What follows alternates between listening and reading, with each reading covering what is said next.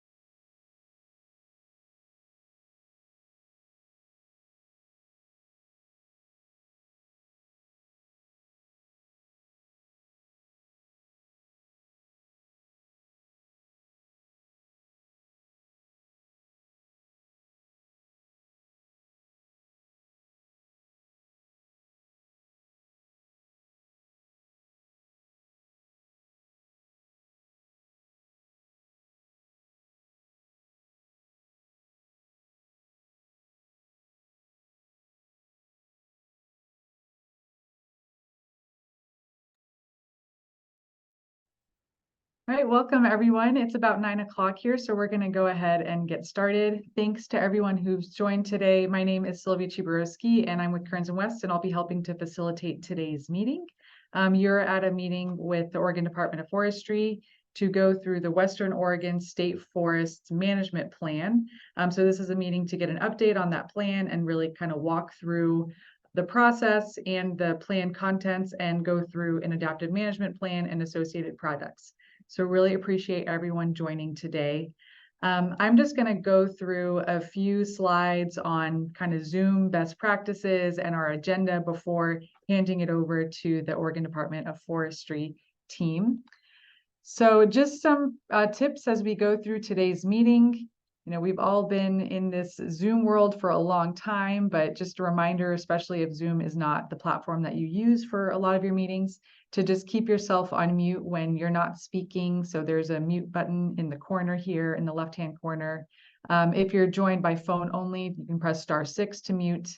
We're going to have plenty of opportunity today to get your questions. And so when we get to those opportunities, we just ask that you raise your hand to get in the queue to speak. And if you're joined just by phone, press *9. We also encourage you to use your video, especially when we are in the question and answer and comment portions of today's meeting, so that we can kind of feel like we're in the room together. And we also encourage you to say your name, and if you have an affiliation or organization or agency, note that as well when you're speaking. We do hope that today's conversation and presentations is really all just verbal. We have a chat feature in the Zoom platform, but we really just want to reserve that for troubleshooting or any kind of technical issues that you have. And if you do have technical issues, you can send a message to Nicole Matilde, who is here, and she can help you with that. And the meeting will have plenty of time for question and answer, but if you are not able to ask your question today or you have thoughts after the meeting, you can also email comments to Tim Hoffman at the Oregon Department of Forestry. That email address is on the screen, and Nicole will also put that in the chat. All right, next slide. So this is just a reminder of where everything lives on the Zoom platform. So left-hand corner is that mute and unmute button. In the middle, you also probably have this participants button. That's where you can go to see who's in the meeting. That's also where you can go to rename yourself. If Zoom gave you a name that you don't like, or you logged in with a strange name, you can kind of hover over your name and find a little button on the right-hand side to rename yourself. And then there's also a chat button. Again, if you have any troubleshooting issues, that's where you can go to send a message to Nicole. All right. So we have a pretty packed agenda today. We are going to be going through several products. So we hope that you all are able to honor the agenda. We really want to kind of go through the presentation and the information before we get to the Q&A time. So we ask that you kind of stick with the agenda. We also hope that we hear from a number of people today. We already have 41 people in the meeting, and we want to be able to hear from everyone. So as we get to our Q&A portions, just ask that you bring your questions into the conversation, but also step back if needed to allow time for others to speak. And as you ask your questions, we really hope that you're asking those questions to understand and really clarify and respecting each other's points of view.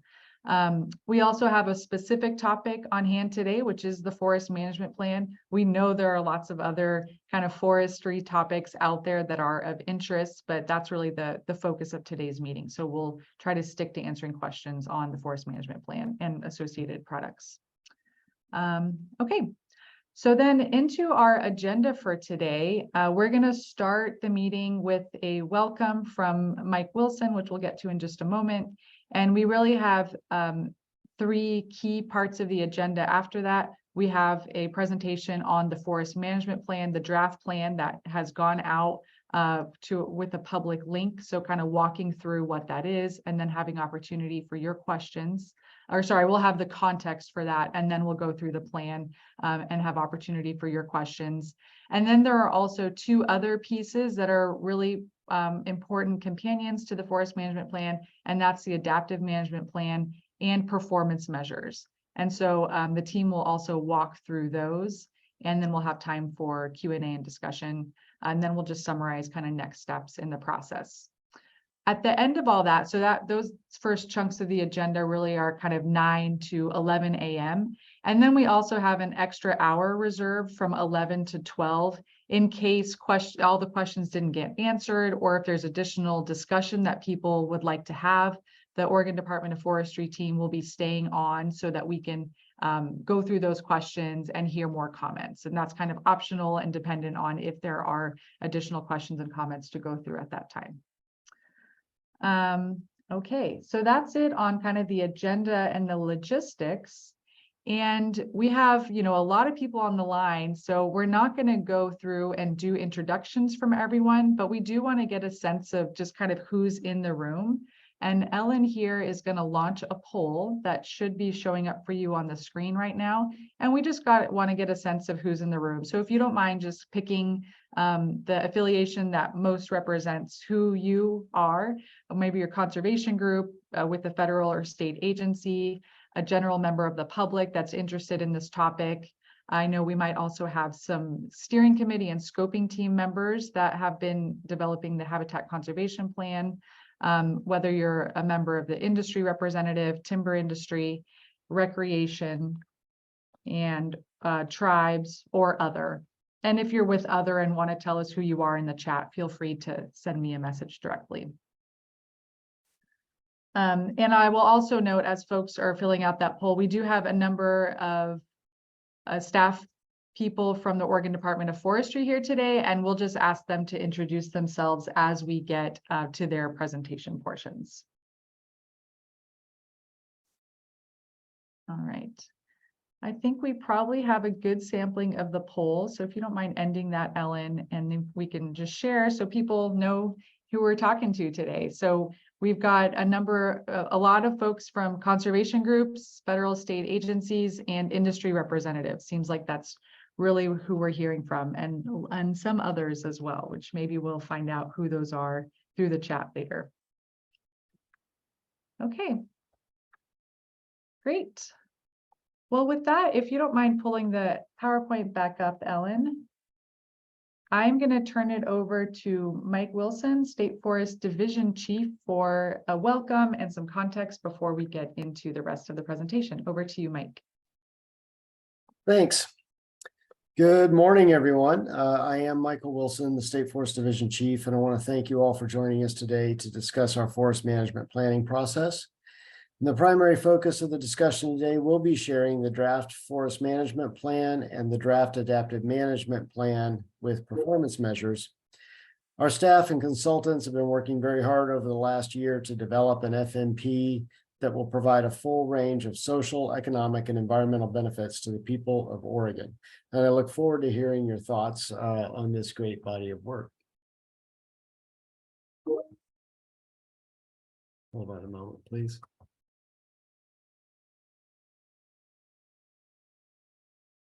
Okay.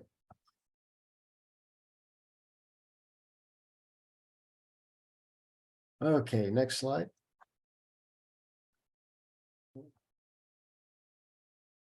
Thank you. So before we get into the details of the draft forest management plan, I'd like to provide some framing and context for its development, both at a policy and a geographic level. So there is a planning rule requirement to review forest management plans every 10 years, and the Board of Forestry may choose to pursue revisions at any time. In this case, the reason we're pursuing a new forest management plan is the transition to a habitat conservation plan. But the current Northwest and Southwest state forest management plans are not designed to work with an HCP. As a public landowner, ODF manages state forests for social, economic, and environmental values. A key component of this mission includes providing habitat for native fish and wildlife species, including species that are listed as threatened or endangered under the Federal Endangered Species Act.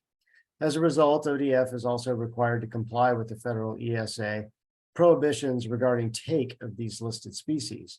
There are multiple listed species that occur on state forests managed by ODF, including northern spotted owls, marbled murrelets, coastal martin, and several species of salmon. ODF's current approach to comply with the Endangered Species Act is to avoid take. This involves surveying specific management activities such as timber harvest operations for listed species and providing site-specific habitat protections when individuals of a listed species are found. This process is costly and introduces considerable uncertainty and inefficiency when planning and implementing management activities. There are drawbacks to take avoidance from the conservation perspective as well. While these protections may serve to protect individual sites as long as they are occupied, it prevents long-term planning for habitat goals, resulting in conditions that are often suboptimal for listed species. Habitat conservation plans solve these problems by allowing land managers to plan for specific habitat goals without being encumbered with restrictions associated with individual species sites. This results in a more proactive and holistic ecosystem-based conservation backed by focused compliance and effectiveness monitoring. Conservation strategies in an HCP avoid, minimize, and mitigate the impacts of taking of species associated with management activities. In turn, the allowance for this incidental take provides certainty relative to the covered species that the land manager can achieve non-habitat objectives, such as timber harvest. Okay, next slide. The geographic context of the FMP will be the same as the draft HCP. This includes 640,000 acres of ODF managed lands west of the Cascade Crest. This includes 614,000 acres of Board of Forestry lands and 26,000 acres of common school forest lands. This takes the place of what are currently our Northwest Oregon State Forest Management Plan and our Southwest Oregon State Forest Management Plan, as well as the Elliott State Forest Management Plan, which is really no longer in effect with the dissolution of the Elliott State Forest in the way it's been done. But if approved, the Western Oregon State Forest Management Plan would replace those plans and also related existing implementation plans. The policy context for the development of the FMP includes Oregon Revised Statutes. ORS Chapter 530 describes the state forester's management of both Board of Forestry and common school lands. Oregon Administrative Rule, OAR 629 Division 35, further defines social, economic, and environmental benefits that constitute greatest permanent value and the planning process to achieve them. We will provide further detail on how the FMP addresses greatest permanent value later in the presentation, and how ODF is using forest land management classification system to describe our management of the forest. Next slide.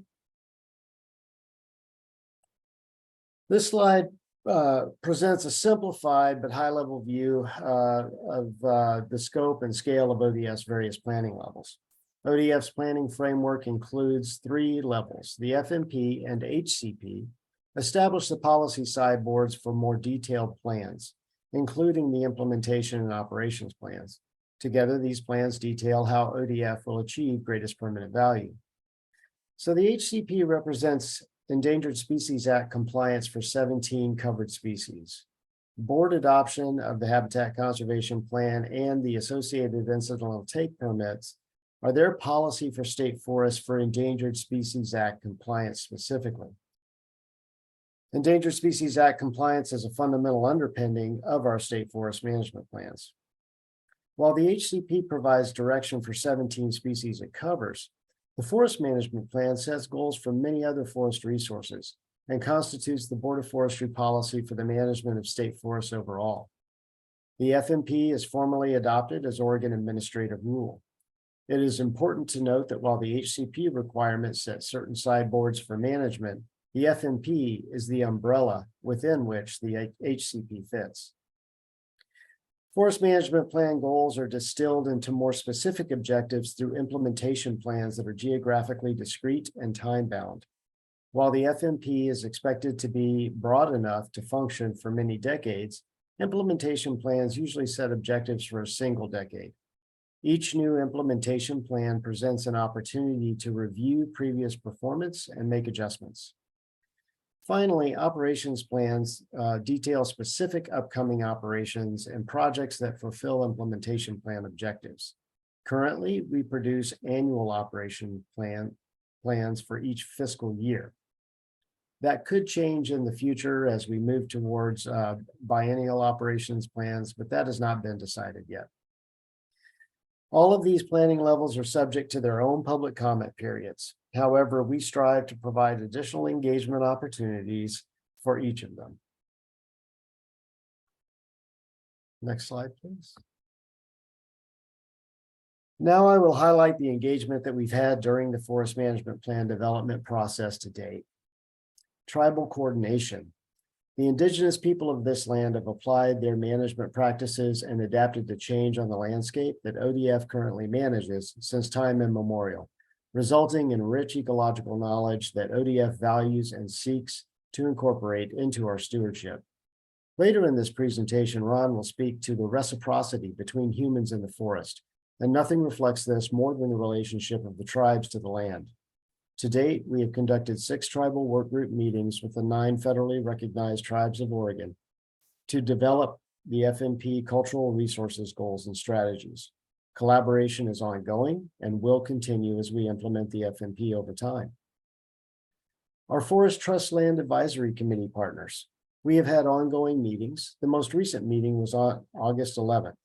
We seek to provide information to the Forest Trust Land Advisory Committee so that they can in turn provide testimony and advise the board, which is their statutory obligation. Forest Management Plan meetings open to the public, such as this. 5 meetings were held between May 2021 and February 2023, with an average of 50 to 70 attendees per meeting. Forest Management Plan joint stakeholder meetings. We had 3 meetings between August and December of 2021 with an average of 20 to 40 attendees per meeting. Forest Management Plan strategies, public feedback. We collected over 3,000 comments received and over 300 emails received, providing comments on the Forest Management Plan draft strategies. And finally, Board of Forestry engagement. We have ongoing meetings with the Board of Forestry members on FMP components individually, and then also we'll be having, of course, this will be the subject in the September board meeting as well. And finally, our Forest Management Plan state partners engagement. We meet regularly with state partner agencies to review and discuss components of the FMP. Next slide. Board of Forestry engagement specifically, ODF has engaged with the board throughout the FMP development process. Board of Forestry members have shared feedback on the following: the guiding principles, which were approved for the previous draft of an FMP in July 2018 and lightly edited for this FMP. The draft management approach, the draft goals and strategies, and the draft guidelines. The draft FMP, draft adaptive management plan, and draft performance measures will be shared with the board at their September 6th meeting. The public is welcome to provide comments in advance of and during these meetings. And with that, I'll turn it back over to Sylvia to facilitate any questions on the overall context so far. All right, thank you so, Mike, for providing, that context here. I'll invite folks to raise your hands if you have any questions. And again, we're gonna spend the next part of the meeting going through the actual draft forest management plan and adaptive management plan and performance measures. But if you have any questions or want any clarifications on kind of all that overall context and the stakeholder and public engagement, Board of Forestry engagement, et cetera, we'd welcome those questions and thoughts at this time. The raise hand button is often kind of hidden under your reactions button in Zoom if you're looking for it.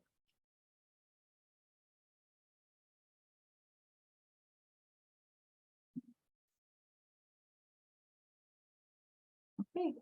Well, I'm not seeing any hands up at this time. So I think with that, we can move into a presentation on the draft forest management plan. So I'm going to hand it over to Ron Zilli to give that presentation, and then we'll have another time for question and answer. Over to you, Ron. Great. Thank you, Sylvia. Good morning, everyone. I'm Ron Zilli, and I serve as the Deputy Division Chief for State Forests. In this portion of the presentation, I'm going to go over the components of the forest management plan, and then I'm going to go in more detail working through a description of each of those components and how they interrelate together. So firstly, we have the introduction, and this describes the purpose and scope of the plan, including the guiding principles, the lands governed by the plan, and how it relates to other plans and processes. It also describes a few major plan themes that are addressed throughout the document. These themes are greatest permanent value, diversity, equity, and inclusion, climate change, sustainability, and adaptive management. Next, Chapter 2, the management approach, provides a vision for how the management of resources is integrated across the landscape to sustainably deliver a diverse array of benefits to Oregonians. Next, in Chapter 3, Forest Resources, Goals, and Strategies, provides a description of the current condition of the forest resources to provide context for management. The chapter also includes the Forest Management Plan goals and strategies. The goals are what ODF intends to achieve for each forest resource in the planning area, and the strategies describe how we will manage the forest resources and identifies management techniques the state forester may use to achieve the plan goals. Lastly, in the guidelines chapter, this states the general guidelines for asset management, plan implementation, and revision, adaptive management, and public engagement. Next slide. So starting out with, greatest permanent value. Greatest permanent value is defined in Oregon Administrative Rule as healthy, productive, and sustainable forest ecosystems that over time and across the landscape provide a full range of social, economic, and environmental benefits to the people of Oregon. The phrase healthy, productive, and sustainable forest ecosystems places emphasis on functional systems and sustainability, which today includes consideration of climate change effects on forest health and productivity. Over time and across the landscape is an acknowledgement that it takes time to get there and the whole landscape is involved. A full range of social, economic, and environmental benefits is a broad mandate indeed, and one that requires consideration of trade-offs at many scales. To the people of Oregon is also a broad mandate and speaks to the importance of incorporating diversity, equity, and inclusion consideration into the division's approach to forest management, as these state forests are our common ground.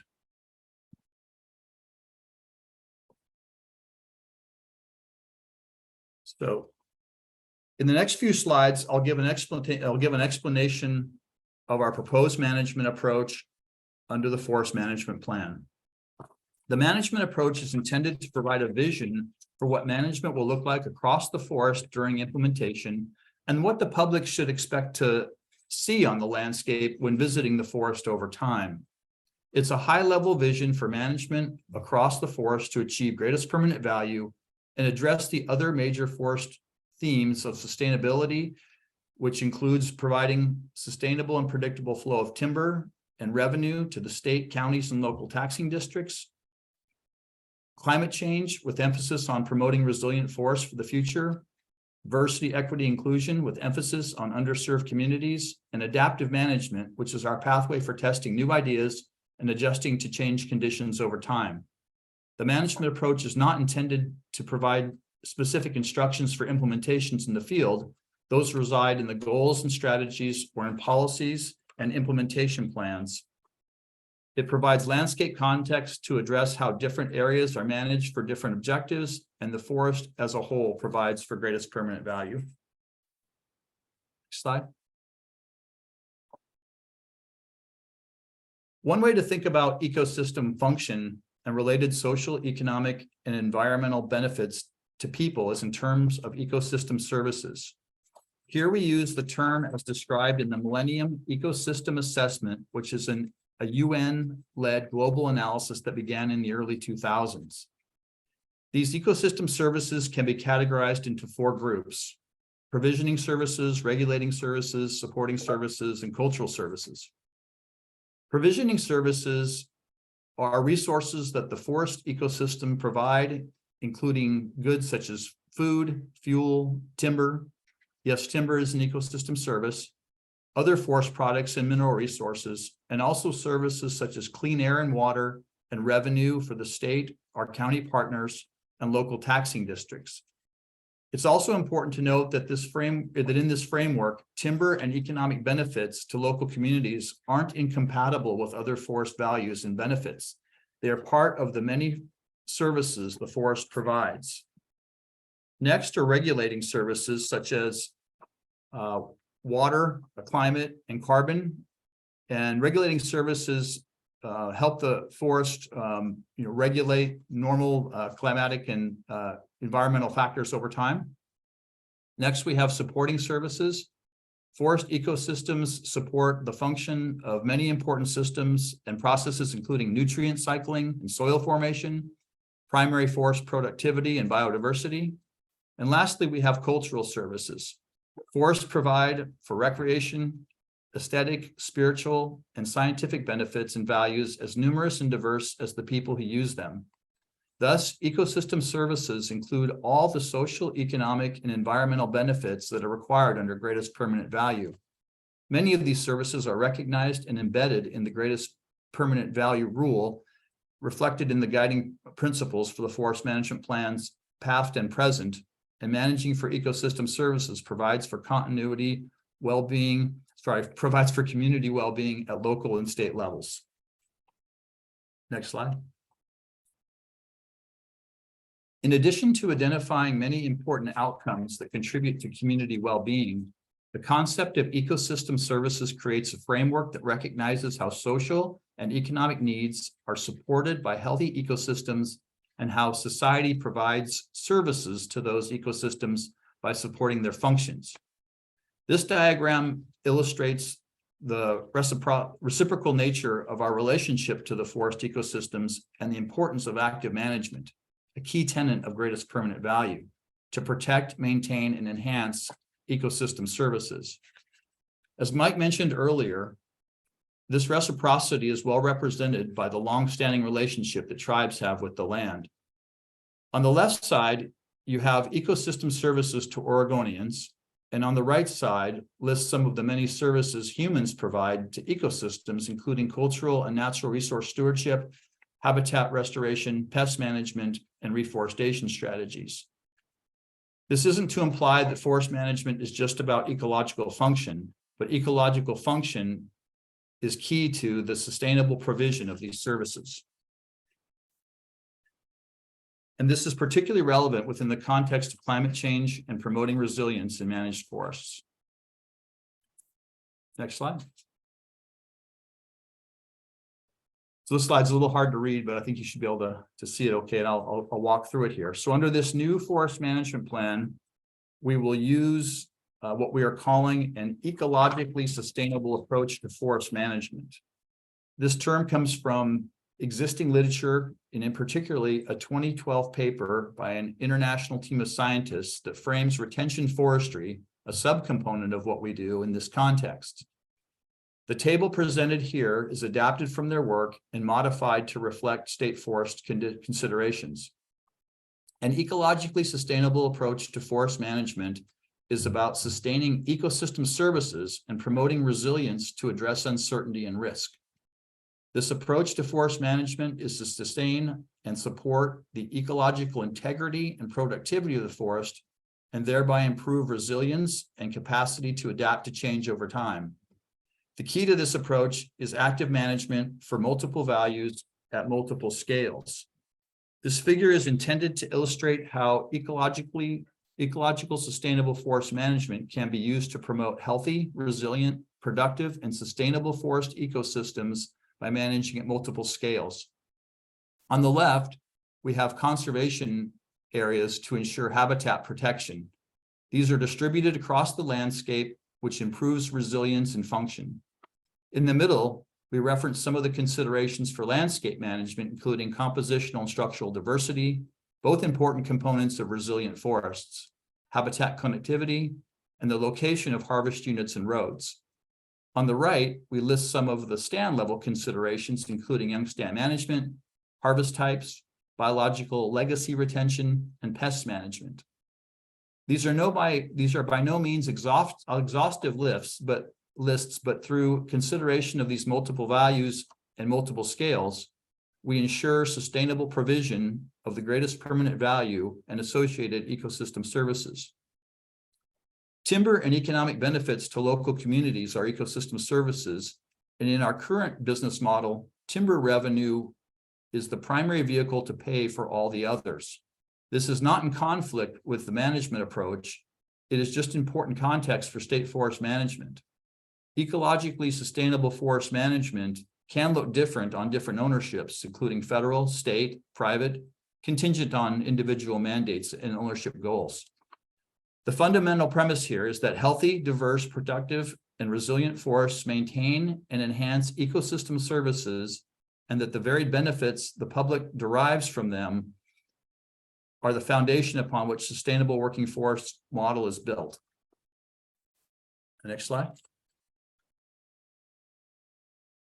Specific management strategies to increase resilience to climate change and other disturbances and the trade-offs considered will vary across the landscape depending on the specific emphasis of particular areas as designated by the Forest Management Plan, Habitat Conservation Plan, Forest Land Management Classification System, and other laws and policies. The management approach describes how strategies to improve resilience and adaptive capacity vary according to emphasis by framing it within the context of our Forest Land Management Classification System. So this system I'm referring to, Forest Land Management Classification, is actually part of the administrative rule structure for forest management planning. It already exists. It isn't new. We're using it here in a more deliberate and pronounced way to help communicate the stewardship emphasis in which we're going to achieve on varying areas of the forest. And it's articulated here in this portion. On state forest lands, forest management classification is defined in Oregon Administrative Rule and describes the forest resources the classification is intended to address and the appropriate range of management activities that will apply to a particular area of the land base. So these areas are broken up into a variety of categories, from general stewardship to high value conservation. And general stewardship simply means that we're going to implement the broad suite of goals and strategies consistent with the forest management plan, deriving multiple benefits from those lands. As we go on to focus stewardship, we're going to apply the goals and strategies of the forest management plan, but do some level of supplemental planning for some other resource that is considered. And it could be a variety of resources, including visual considerations, recreational considerations, aquatic or wildlife habitat considerations. And then next we have special use areas. These are typically areas that have some type of administrative designation associated with them. They could be an administrative site such as our Tillamook Forest Center. They could be a high voltage power line right away that has a very specific purpose dedicated for it, for example. And then we move on to high value conservation areas. High value conservation areas are intended to be managed for specific conservation values. Forest management may occur to the extent that forest management activities promote the conservation values and are consistent with applicable legal requirements and will avoid long-term adverse impacts to other specified conservation values. Habitat conservation areas and riparian conservation areas designated under the Habitat Conservation Plan are examples of these high-value conservation areas. Some areas, go back to one more piece there, just touching on recreation here. Thank you. The Recreation Education Interpretation Program is interwoven throughout the landscape and all emphasis areas. The difference among emphasis areas provides for diverse recreational activities and experiences, as well as opportunities to educate the public about sustainable working forests and functional forest ecosystems. In this framework, the types and proportions of services that any given acre contribute will depend on its landscape context, but the forest as a whole provides for the full suite of services and public demands from state forest. And in this manner, the entire forest is a working forest, both in the traditional sense and within the context of greatest permanent value. Next slide. So this slide here is an illustration with a conceptual map that is intended to provide an example of how emphasis areas might look on the landscape. The figure on the left shows riparian conservation areas in blue and habitat conservation areas in shaded yellow. The shading yellow is kind of light up there, but it's the upper left-hand corner of that left image where there's a V and a circle there. Unshaded areas represent mostly general stewardship lands that might be managed for timber production emphasis with ecologically sustainable forest management legacy structure retention. The circles highlight different types of activities of harvest units on the landscape, including regeneration harvest units, thinning inside and outside of habitat conservation areas. The goal for harvest may vary by emphasis area and type. The figure on the left shows how different types of recreation, interpretation, and education opportunities are dispersed across the landscape. Off-highway vehicle trails, hiking opportunities, and other trails are not limited to specific emphasis areas. They are distributed across the landscape and that they provide for diverse opportunities. There's also day use opportunities and facilities like the Tillamook Forest Center pictured here along that what is an example of Highway 6 that provides interactions with interpretation, education materials about the role of state forests, past, present, and future. Next slide. So moving on to chapter 3, I'm going to talk about forest resources here now. So the forest planning rule requires that the plan provides a description of the current condition of various forest resources, as well as goals and strategies for each of those resources.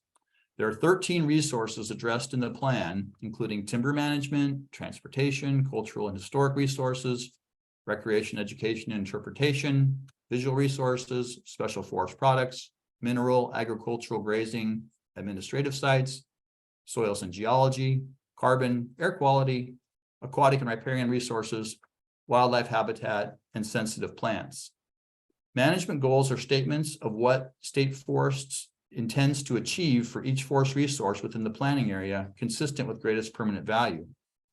Management strategies describe how the state forester will manage the forest resources in the planning area to achieve the goals articulated in the plan. The strategies identify management techniques that may be used to achieve the goals of the plan during implementation. Next slide.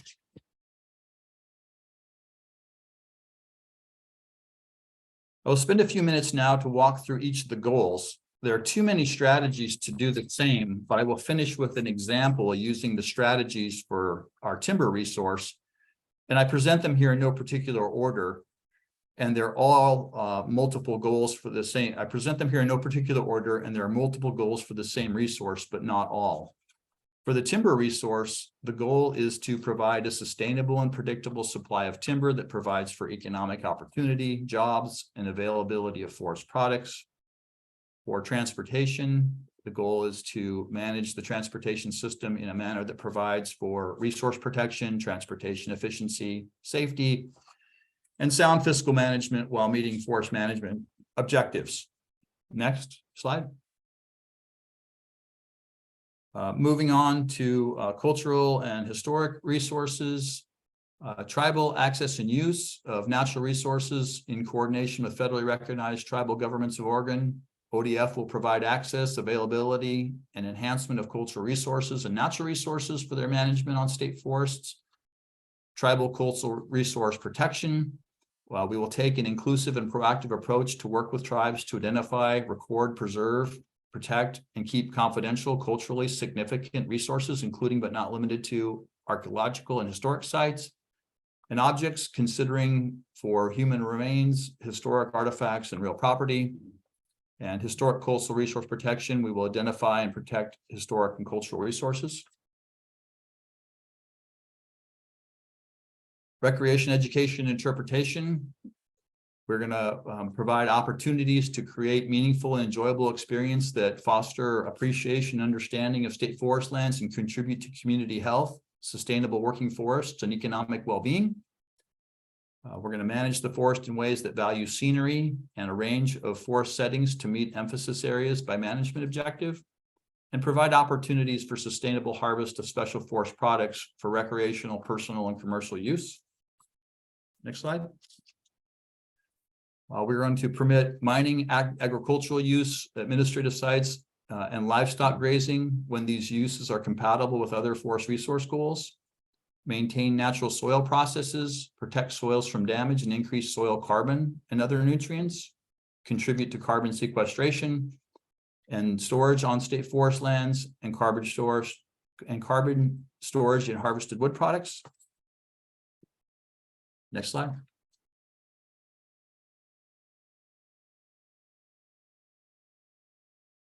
We're going to maintain and protect healthy air quality, protect, maintain, and enhance aquatic and riparian resources that support the life history and needs of aquatic and riparian dependent fish and wildlife species, protect, maintain, and enhance forest drinking water sources for private and domestic use, maintain, protect, and enhance functional and resilient landscapes that provide the variety of quality of habitats and features necessary for long-term persistence of native wildlife species.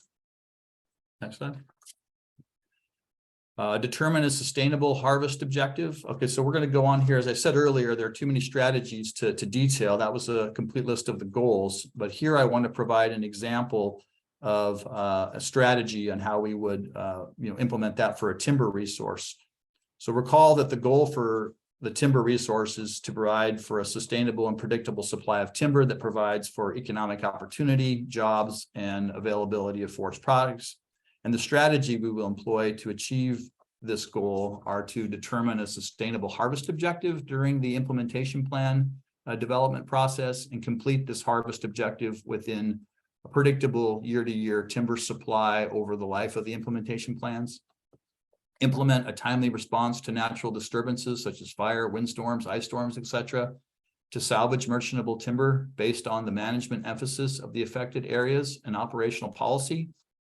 And in general stewardship lands, silvicultural prescriptions will be designed for sustainable timber production and economic performance, whereas in habitat conservation areas, silvicultural prescriptions will be designed for resilient wildlife habitat. Next slide.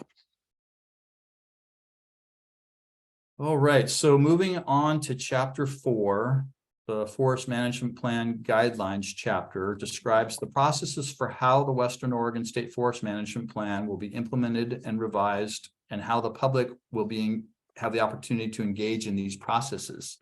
Guidelines generally describe how assets will be managed or enhanced, and how spending will be prioritized to achieve the resource management goals and strategies.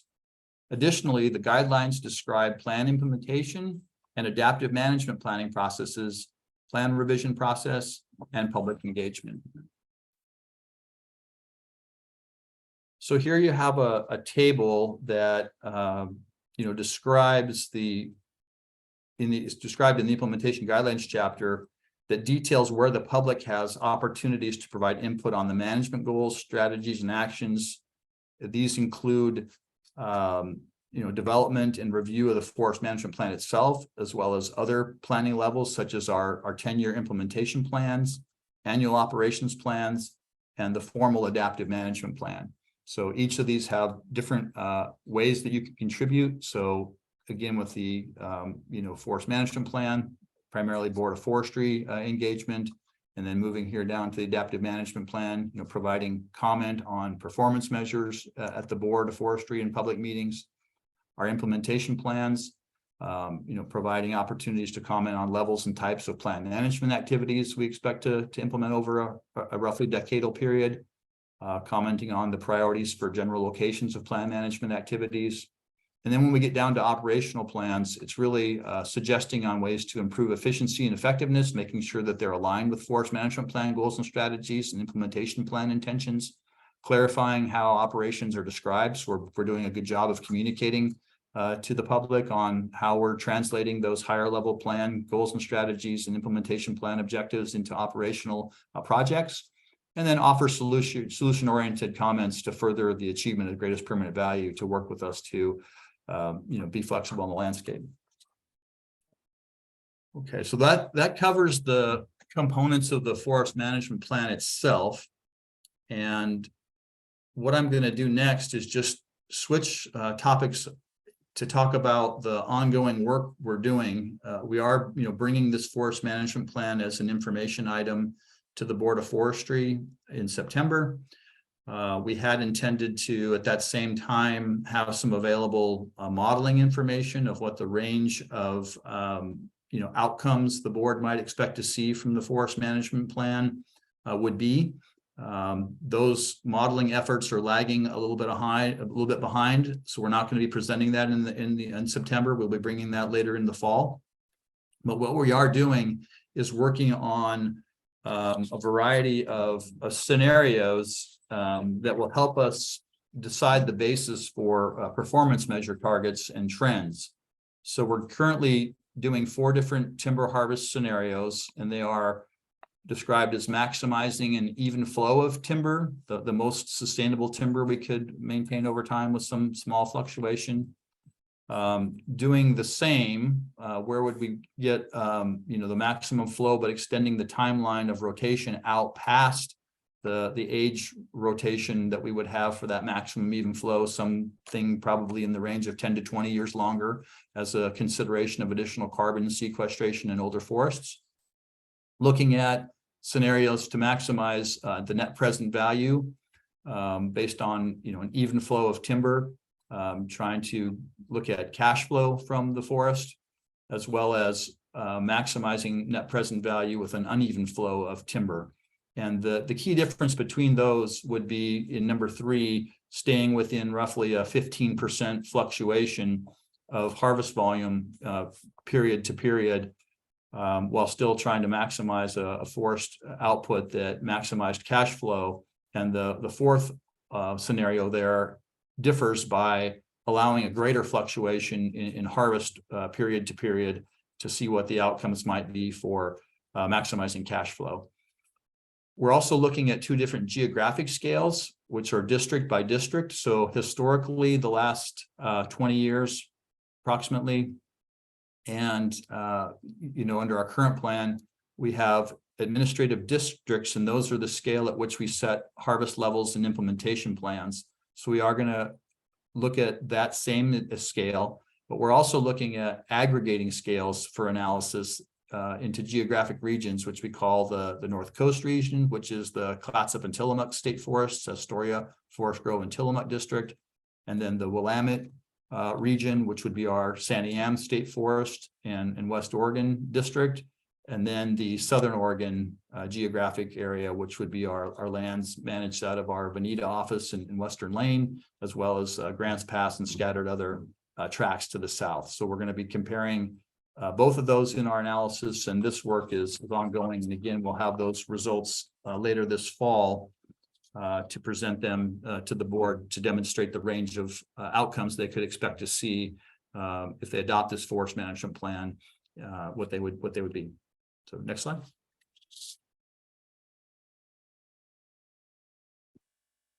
We'll pause here for questions.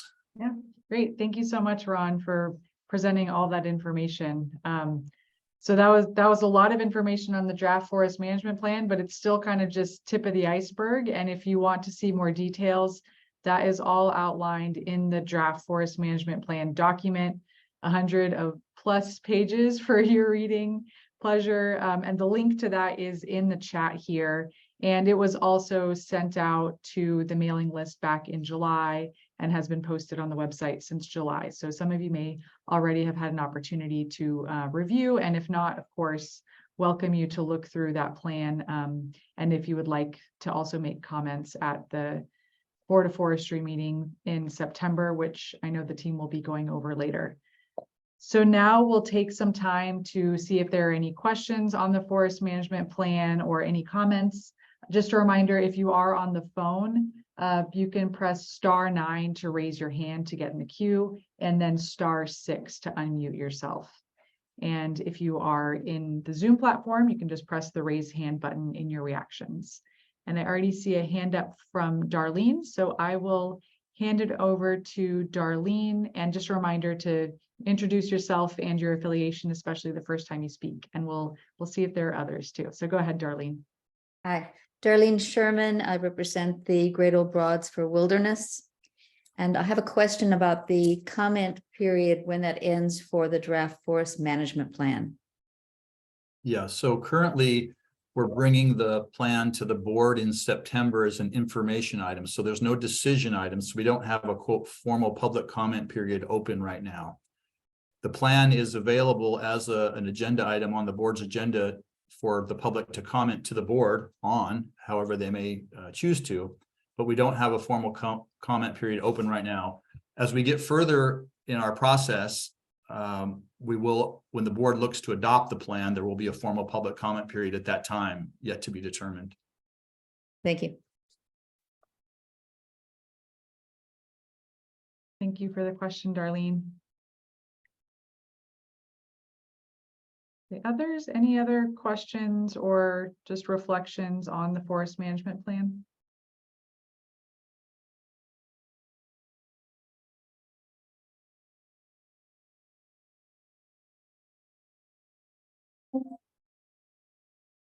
Okay, I see a hand up from Kieran. Yep. Yeah. I just had it's a pretty niche question, but it's about threatened and sensitive plants that are named in the report specifically. I'm a member of the Native Plant Society of Oregon, but I'm not here in any like official capacity. But it's on page 92 of the report.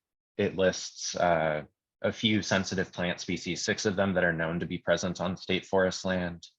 I was just curious how that list is determined, because I've noted several species that the Oregon Biodiversity Information Center considers sensitive, but that are not listed here. Mike, did you want to take that? Mike, or I think Tyson may have Tyson. a sense Okay. of this as Yeah. well. Oh, Tyson, do you want to take it? Sure. Sure. Yeah, thanks for the question. So, we list in that strategy the process we go through. We rely on the Oregon Department of Agriculture's rare plant group because they're considering new listings of state species and things like that. And they're in the process of updating a lot of those databases. I think it's been a few years since they listed anything. And so they're in the process of updating that. And so we're going to keep communicating with them to learn about what plants we should be surveying for on our lands. But I think we'd welcome to hear anything more specific you have about that. Okay, sure. How should I provide that information? Now is maybe not the best time just because there's a lot of detail, but I can put my email in the chat, and I can, okay. It could be someone else at ODF. Thank you. Thank you. Perfect. And in general, I think if other folks have more detailed comments, you can send those to Tim Hoffman, and we'll put that in the chat as well. But this one sounds like a specific one for Tyson, so appreciate that direct communication. All right, I see a hand up from Bodie. Go ahead. Hey, Ron, I might have missed this, but did you talk about the broader economic analysis that might be done? And I realize that you have to have the modeling first, but when that would be available or when you'd be bringing that to the Board of Forestry? Yeah, that is currently, we are working on a socioeconomic analysis with Econ Northwest, a contractor, and that won't be available until, again, after we have the modeling, completed, which won't be until later in the fall. And it'll accompany any future work that the board, uses in consideration of moving forward with plan adoption. Okay, thanks. Thank you, Bodie. Others, any other questions or comments from members here, for participants here?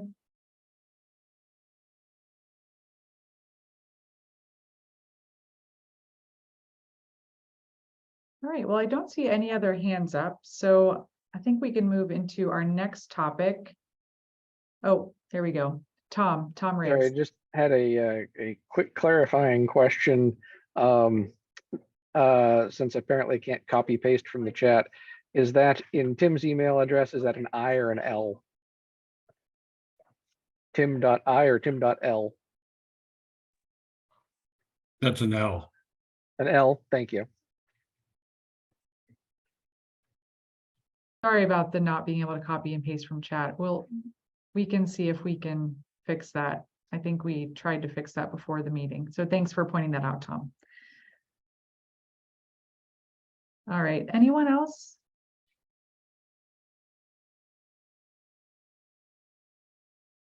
Okay, great. Then we will move into our next topic, which is the draft adaptive management plan and the performance measures. So I'm going to hand it over to Tyson Wepridge to walk through this. Thanks, Sylvia, and good morning, everyone. I'm Tyson Wepridge. I'm the Adaptive Management Specialist in State Forests at ODF, and so I coordinate a lot of the monitoring and decision support across all these different plans that you're hearing about today. And so in this presentation, let's see, next slide, please. We'll provide a brief overview of two initiatives that support the implementation of the Western Oregon State Forest Management Plan, an adaptive management plan that expands upon the guidelines in the FMP Chapter 4, and performance measures set by the Board of Forestry to track outcomes from the FMP. And so to clarify, both of these are drafts. They're going to be going in front of the board in September. So that's a good opportunity to comment on them. And I expect they'll be revised this fall before the board adopts them. Let's see. I'm still seeing the Q&A and discussion slide, but Sorry, y'all, we're having some trouble with the PowerPoint. So just 1 second here while we get that figured out. yeah. I can keep talking. This next section doesn't really need a visual. But as Ron described, the guidelines chapter gives the processes for how the forest management plan is implemented and revised and how public engagement can happen. And adaptive management fits in as a resource for achieving different management goals. So in the forest management plan, we write about guidelines for our decision-making framework, adaptive management, types of monitoring, and research.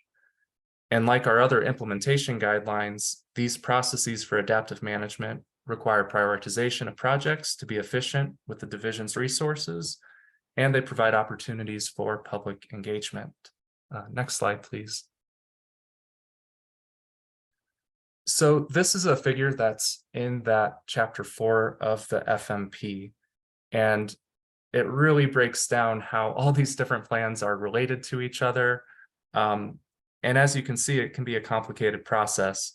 But in the top row, those top two bubbles show where the Board of Forestry gives us direction through the FMP, through those sections that Ron described, and through review of performance measures that they'll be setting.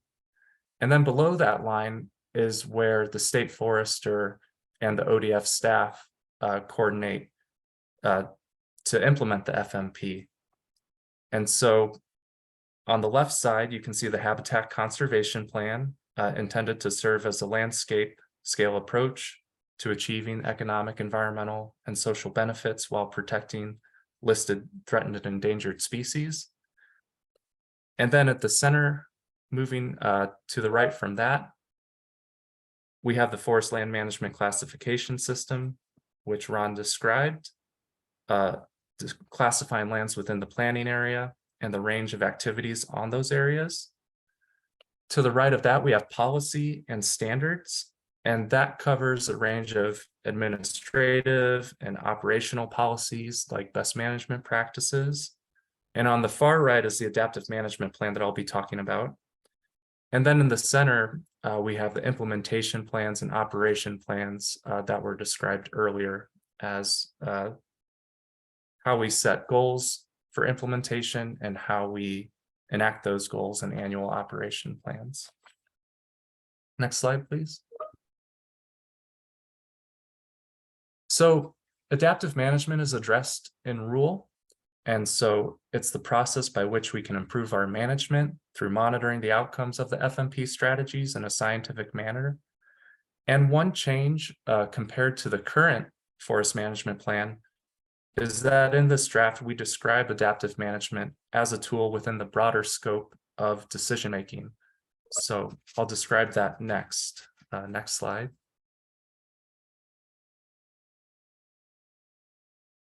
So structured decision-making is the predominant process in natural resource management for making complex, multi-objective decisions, and it emphasizes group deliberation, estimating outcomes of alternative actions, and clarifying different choices upon which a decision maker can act.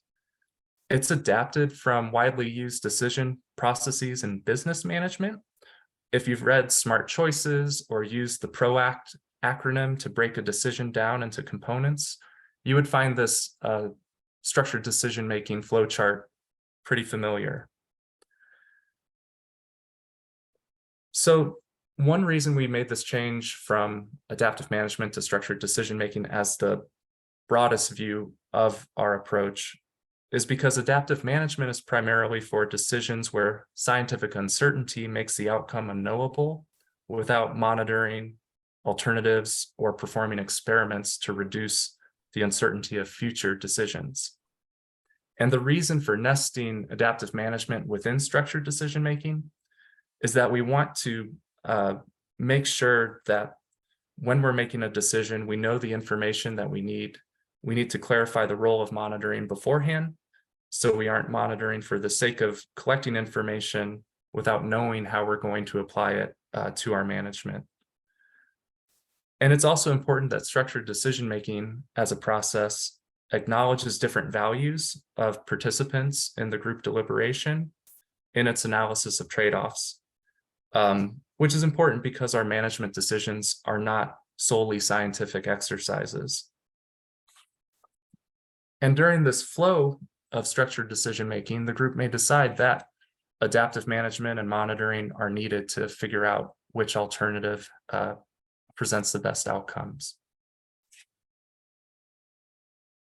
Okay, next slide, please.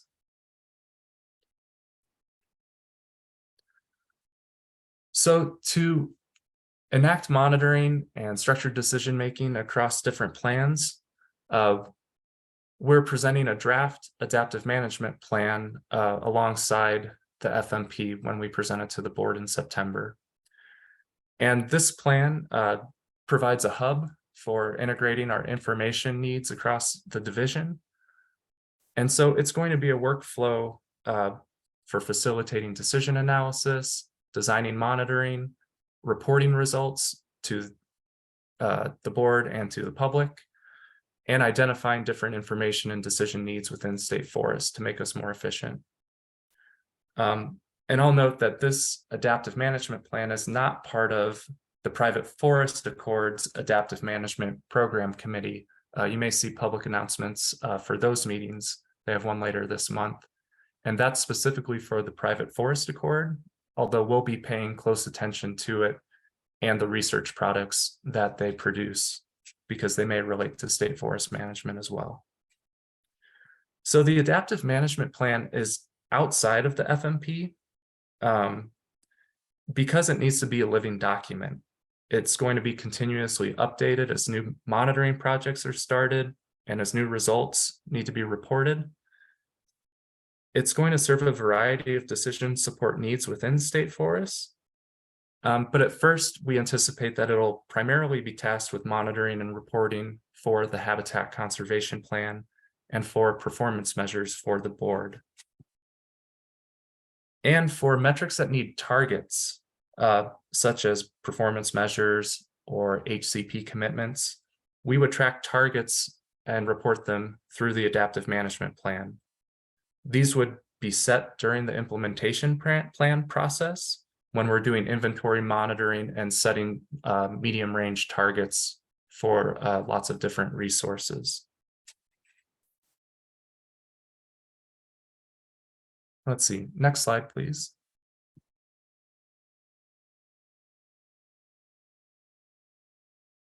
This figure is in the FMP, and it shows different roles that the adaptive management will play in the green box at the center of the screen, namely structured decision-making, designing monitoring projects, and reporting them out.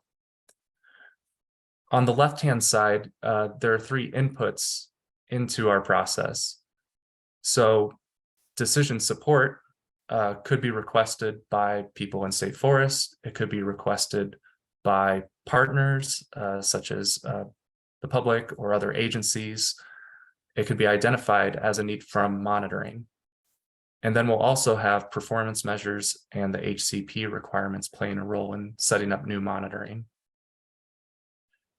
And then if structured decision-making is needed, those decision recommendations would be going to the appropriate decision maker at different levels. So I'm not making the decisions, but we're providing decision support, for example, to the state forester for implementation plans, or to district foresters for annual operation plans, or doing a collaborative adaptive management with the federal services for the habitat conservation plan.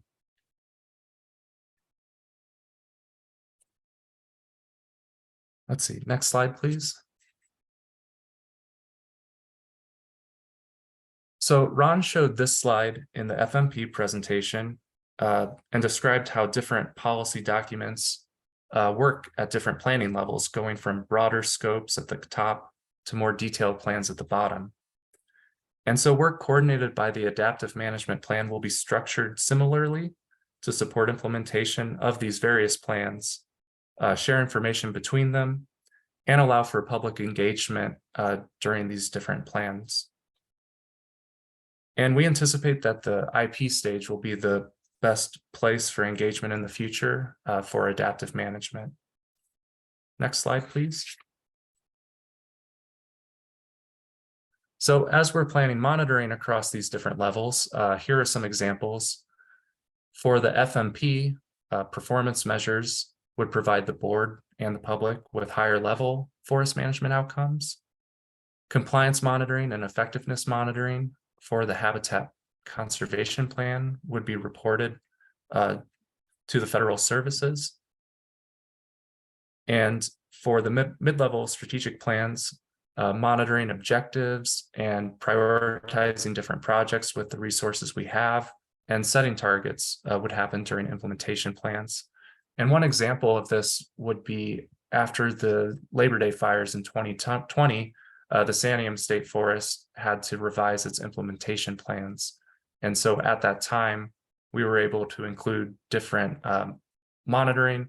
We were able to describe some of the different, more experimental treatments that we enacted to see how we could best restore different high severity burned areas in the Santiam State Forest. And then the monitoring equivalent to operation plans would be project level details that would be mostly used by us to track, who's doing projects, what are the expected timelines, what are the results, what are we measuring on the ground. Next slide, please. And this slide gives expected examples of decision support across levels. So for the FMP, the board might ask for an analysis for why a performance measure is not meeting a targeted value or trend. For the HCP, adaptive management would be coordinated with the federal permitting agencies to better meet biological goals and objectives. And adaptive management with the HCP is generally done within the confines of the conservation program that we agree to.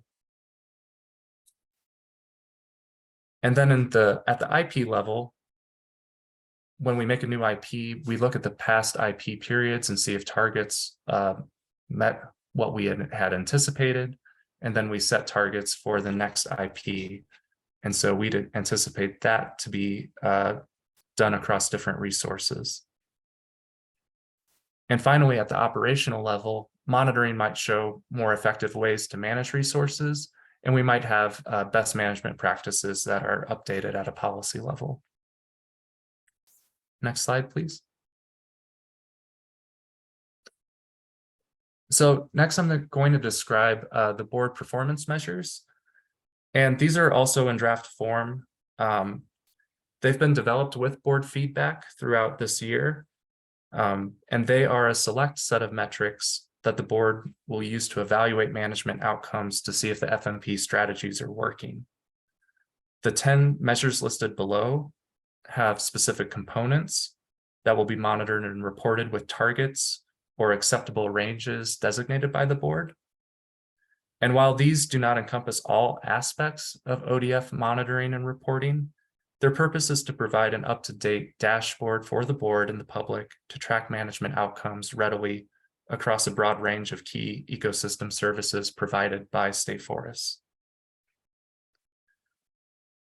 So targets are not set by the board yet, and we'd expect the FMP modeling outcomes and the socioeconomic report to provide the board with a starting point for them to quantify targets where that's appropriate. You know, in some cases, targets are really clear, like if they're based on HCP compliance for habitat growth. In other cases, it's not quite as clear. If we're thinking about annual visitors to campgrounds, for example, there may not be like an optimal number, or we may not want ever increasing growth of that. So the targets will address trade-offs between different resources at a high level. And they might be a range of acceptable values rather than a specific number. And performance measures would provide a good place for the public to advise the board on which resources require more attention. Next slide, please. I'm going to describe the performance measures in a little more detail here. This information is also going to be in the board packet in more detail, and I think there'll be a link that you can use to see the draft performance measures as well. These 3 performance measures are supported by our forest inventory, and we've made a lot of investments in data collection for inventory. And so these use ground data that we collect with the U.S. Forest Service Forest Inventory and Analysis Program. And it also includes LiDAR data collection that we do and the models that we use from that. And so for these 3 performance measures, we intend to analyze and report them split by different emphasis areas. So Ron described how the emphasis areas could include general ground, where the focus is sustainable timber production, compared to habitat-focused areas that could be the habitat conservation areas designated by an HCP. And targets would vary by those emphasis areas as well. And so these bullets describe some of the components of the performance measures that would be the quantifiable measures that the board would set targets for.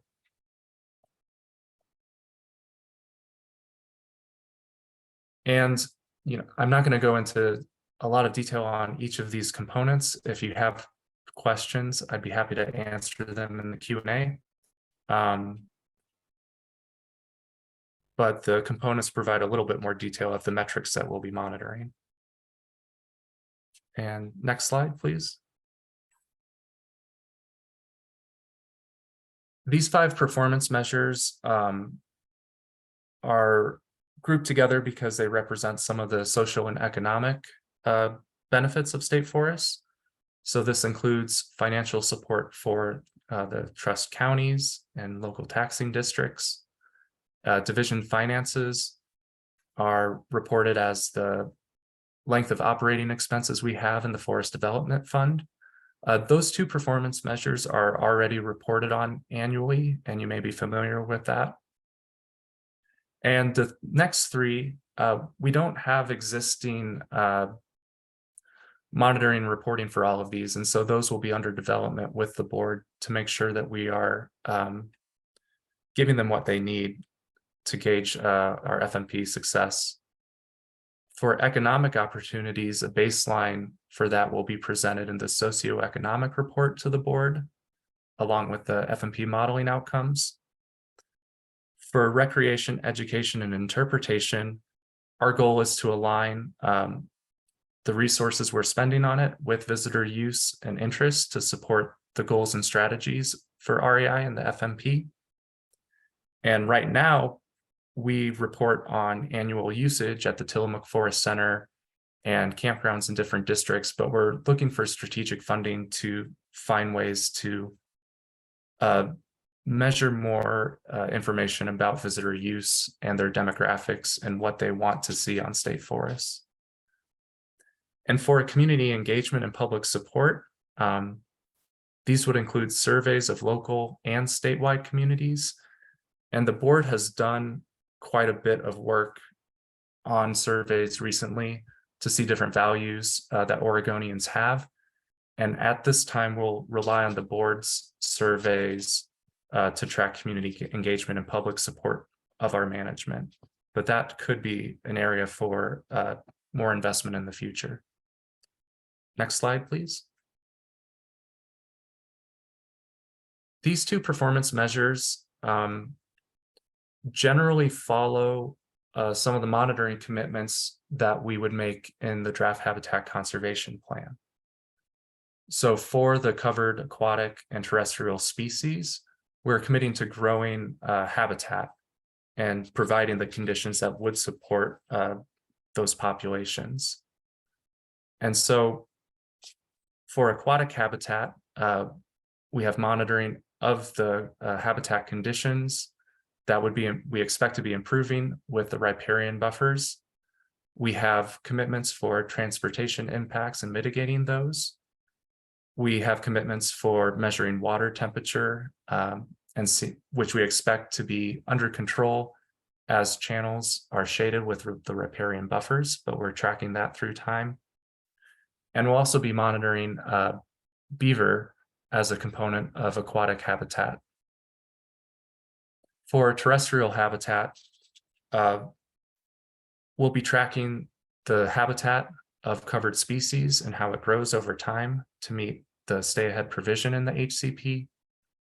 And then we'll also use our forest inventory that I described previously to track important components of habitat that many species use beyond the covered species.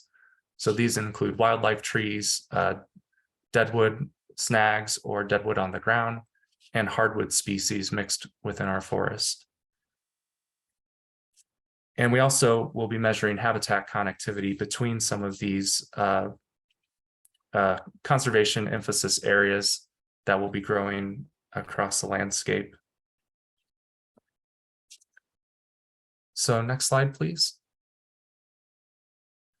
So the next steps for the adaptive management plan and the performance measures.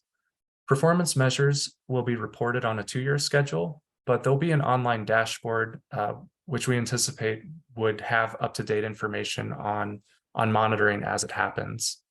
Some of these things are, some of them will report on every year. Others, we're dependent on outside information. So like our forest inventory, our ground data is updated by the Forest Service when they get to it. Right now, we're a couple of years behind. So we have through 2021 with that. So we'll update those when we can. Some performance measures may be quantified in the FMP modeling outcomes presented to the board.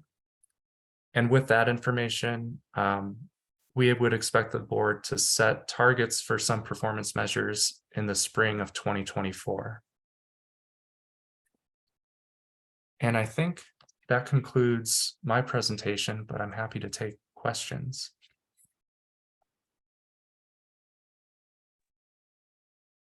All right, thanks so much, Tyson, for going through the adaptive management plan and the performance measures that'll be used to kind of track how the FMP is being implemented over time. So I see some hands up already, but just a couple of reminders and logistics. You should be able to copy and paste from the chat now if you wanted to grab any of those links and information. And also we got a question about access to the slide deck. So this slide deck and the meeting recording will be posted to the website after this meeting. So you'll be able to get all of that. And also, you know, Tyson just walked through the two documents, the adaptive management plan and the performance measures. Those are both included in the packet for the Board of Forestry. That's going to be for the September Board of Forestry meeting, but we'll also post those two documents to the website after today's meeting so that you have access to those. So with that, we'll open it up to any questions and reflections on the adaptive management plan and performance measures. And just a reminder to, you know, introduce yourself when you make your question or comment. And again, if you're on the phone, press *9 to raise your hand and *6 to unmute. So I see hands up from Darlene, Scott, and Candace. So let's go to Darlene first. Hi, Darlene Sherman. So I'm really happy to see this performance measures. So that seems to be a missing part of reading the draft forest management plan. So my question is, so these performance measures and targets of general targets will be incorporated in the final FMP? That's a good question. So the list of the performance measures is in there right now. Mhm. The specific components won't be. So, you know, targets and components, I think, need to be more flexible and they need to be able to respond to information more quickly. And if it's in the FMP, it's an administrative rule. And that would limit what sort of monitoring changes we can make, what sort of target changes we can make. And so that's my general understanding for why they would be outside of the FMP. Okay. I don't know if Mike wants to add anything.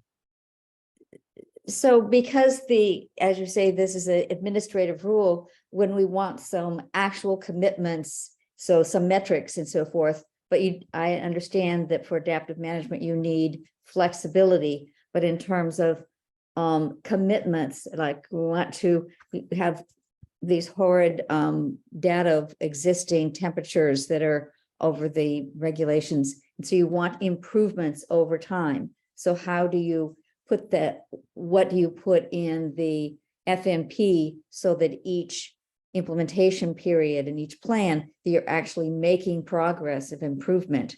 How do you, put that into the plan, but provide the flexibility for meeting them?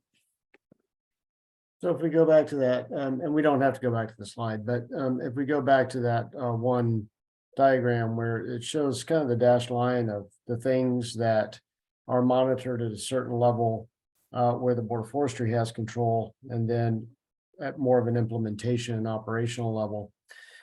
One of the things to keep in mind is the performance measures do exist in the board's decision space. And so there's been a desire expressed by the board too to be able to be more nimble. So we have a very high level forest management plan. It's pretty broad. The performance measures being outside of that, they can adapt to a number of things, because whenever we're choosing performance measures, we're choosing them based on kind of what we understand now and the available information that we have now and the direction that we want to go now. And those things could change. We could have perhaps not all the right components, and maybe the science tells us that. The science tells us we're not moving in a particular direction at the rate that the board expects, or the shifting balance in those things that the board desires. And so those things, being able to have the board set those targets and trends, those are the expectations to us. We fulfill those through implementation plans. And if we're not meeting those targets or those trends that they expect, if we're not meeting their expectations, then we need to make adjustments in how we implement. So they're still under the board's control, even though they are not set in rule like the forest management plan is. The other thing to consider are the implementation plan, monitoring plan. So we get more into the objectives there specific to any implementation. So as we roll out a 10-year IP, and one of the things is working with all of the various interests and stakeholders to make sure that we have covered, done a good scoping of objectives, a good scoping of outcomes that people want when we put together alternatives to analyze for that. Not everybody's going to, so people may have certain things they want. Not everybody's going to get what they think is right, right?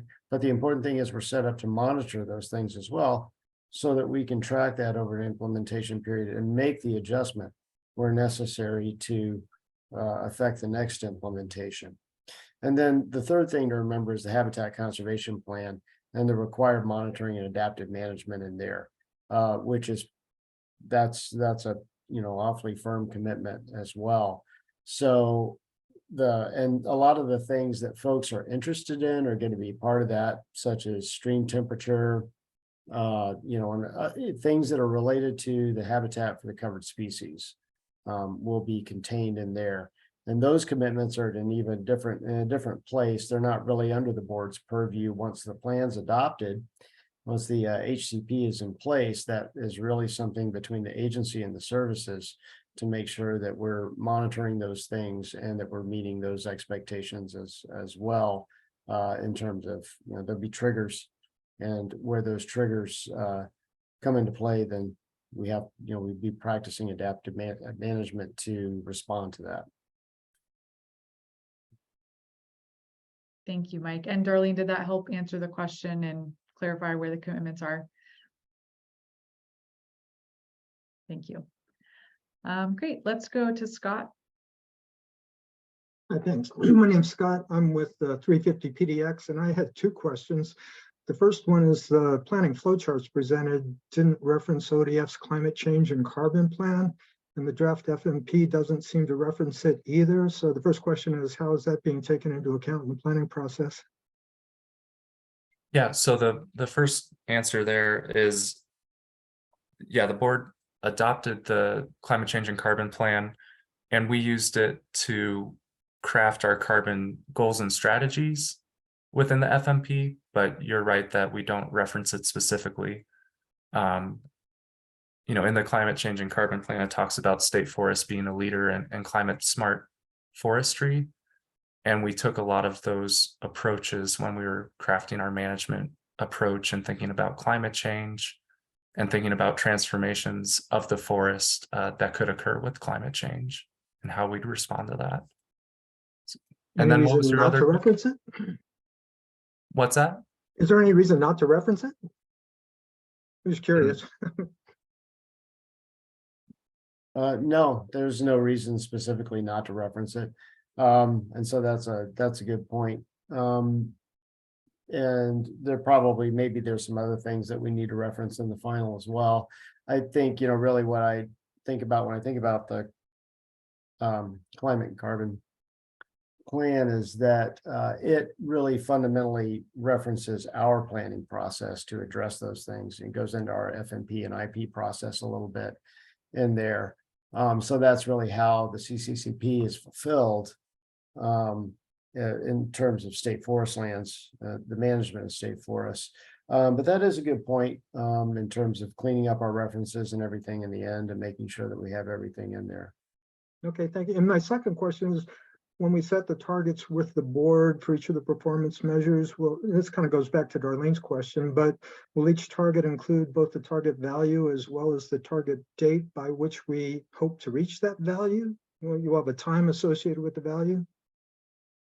Yeah, so I think with the implementation plans, those are time bound.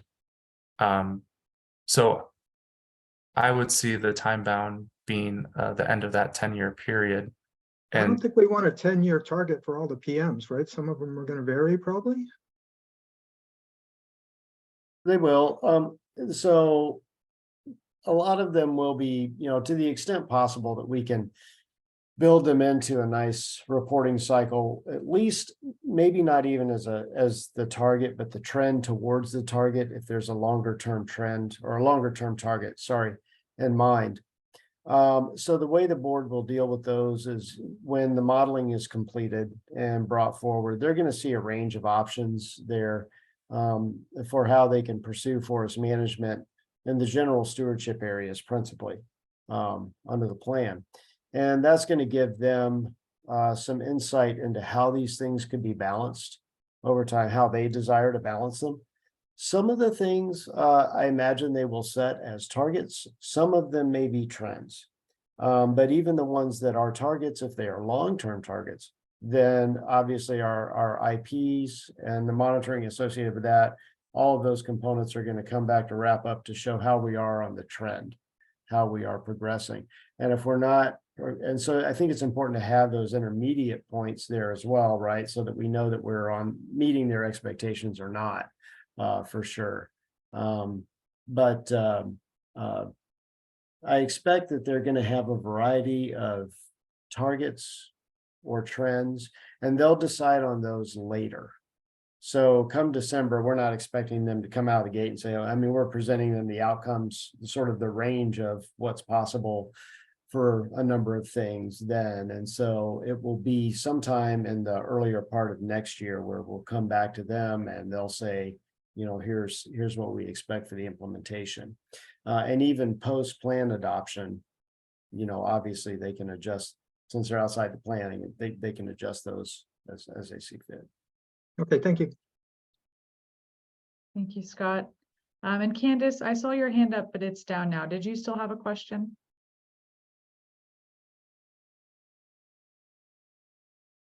Right, we'll move on.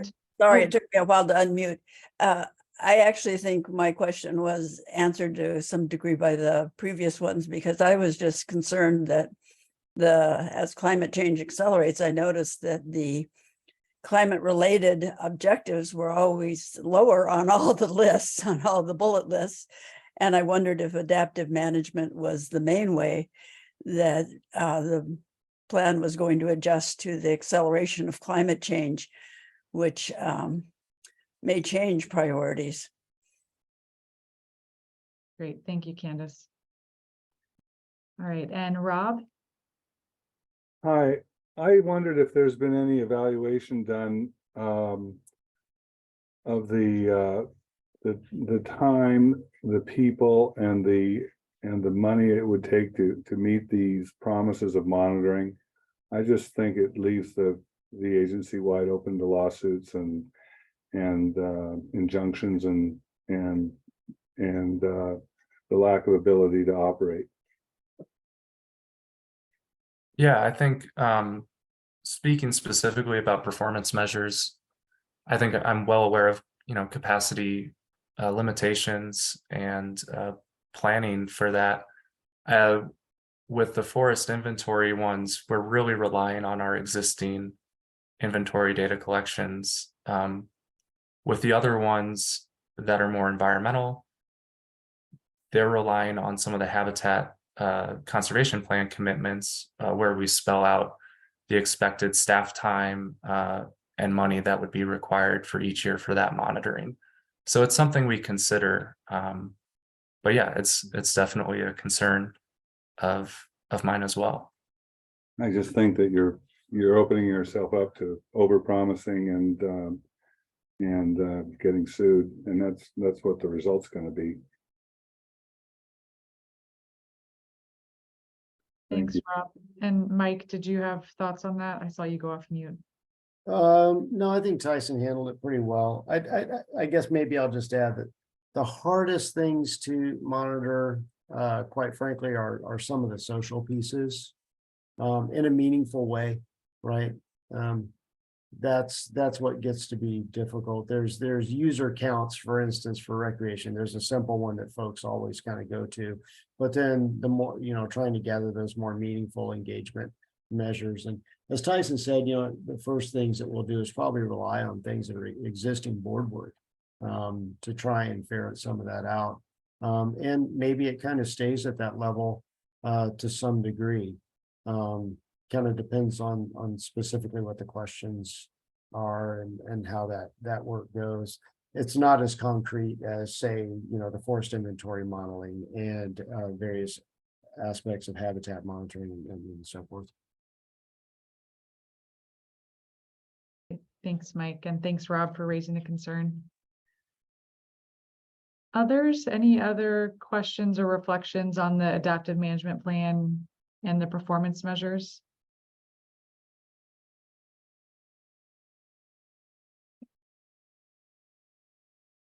Well, I don't see any hands up, so I think we can move into our summary and next steps, and we're a bit ahead of schedule here.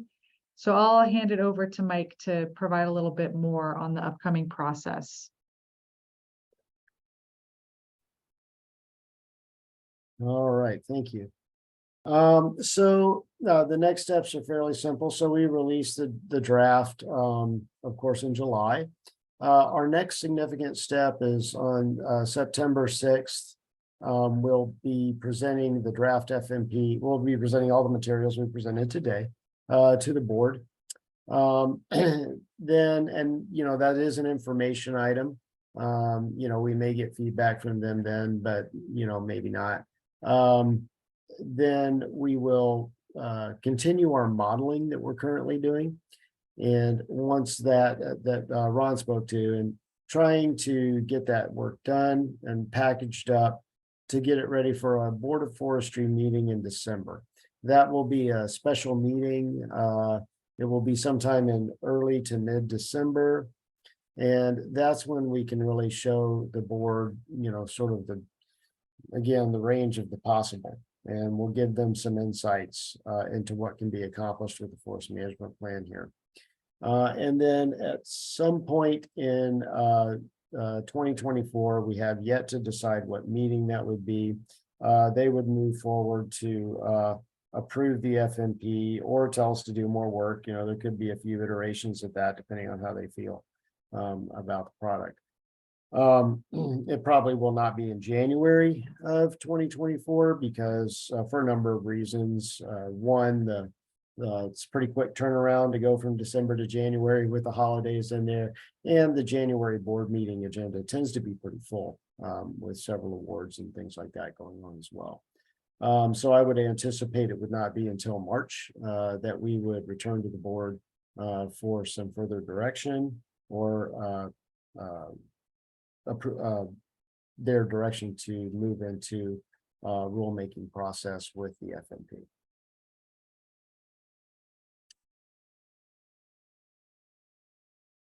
And with that, that pretty much concludes the presentation. Thank you. All right, thank you so much, Mike. Well, maybe I'll just take a quick moment to see if anyone has any questions about those next steps and the process moving forward. All right, see a hand up from Darlene and Mike. So go ahead, Darlene. Hi, Darlene Sherman here. Mike, you said that the forest management plan presentation will be on the 6th at the Board of Forestry. It sounds like the revisions on the HCP have moved to the 7th. Can't they both be on the same day? No. There's no way that we can accommodate all that on. We've actually had to work quite a bit with the agenda to make everything fit. And I don't know if everybody noticed, the new agenda was posted, the revised agenda was posted yesterday. So all of these topics that we talked about today will be on the 6th from 1:30 to 3.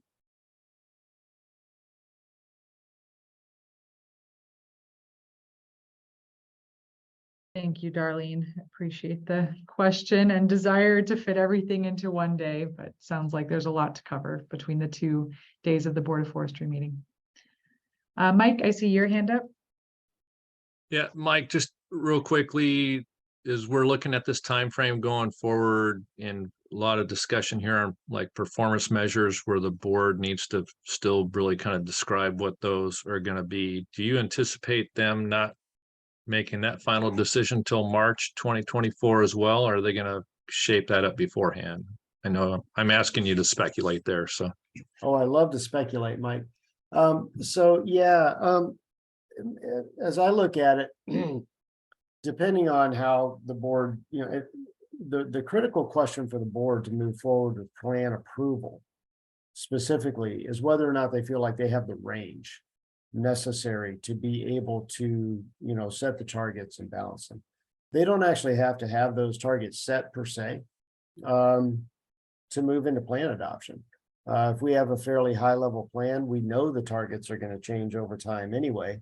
Then what's really important is that they have those targets set by the time we begin our first set of new implementation plans under this forest management plan.